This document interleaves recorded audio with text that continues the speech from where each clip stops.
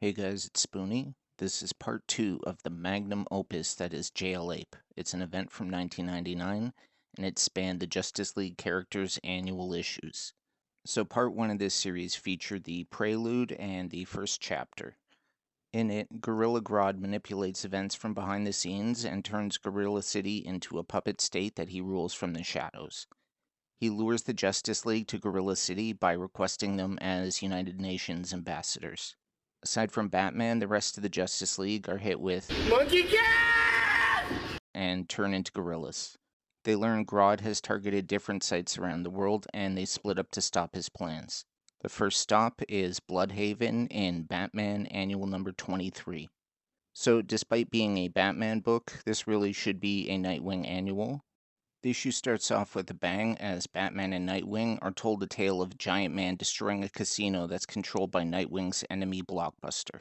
This not being too unusual in their line of work, Dick questions why Bruce would come to his city just for this. Obviously, Batman gives no answers.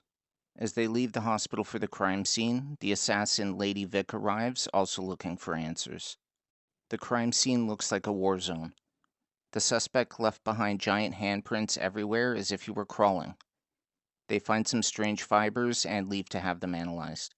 Lady Vic reports to her employer, Blockbuster. Now, this is Roland Desmond, the second Blockbuster after his brother. He visibly is wearing an EKG monitor, and I will get more into this later on.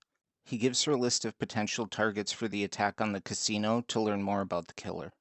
Back at Nightwing's car garage lair, he and Batman wait for the computer analysis on the fibers they found. Oracle speeds the process along and reports that it is gorilla hair. This confirms Batman's suspicions, which he admits were too strange to say out loud. The scene shifts to the mansion of the man who ran the casino. We finally meet our monkey, a gorilla by the name of Grim. He was sent to Bloodhaven by Grodd to seize control of the docks. Batman and Nightwing arrive and are unable to stop Grim from abducting the casino/dock guy.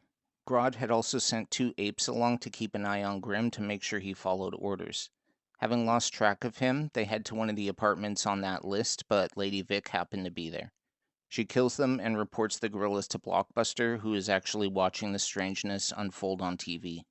Batman and Nightwing track down Grim's ship. They board and run into Blockbuster and Lady Vic.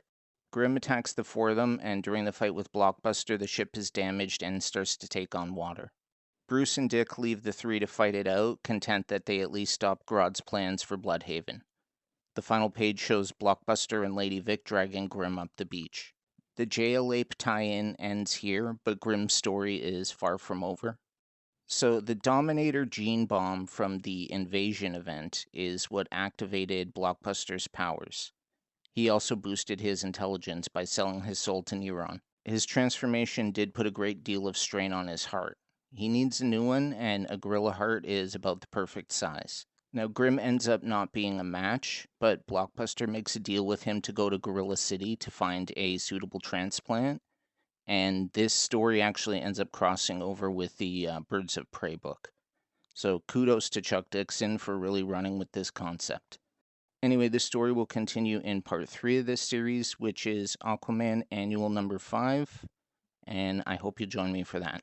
Thanks.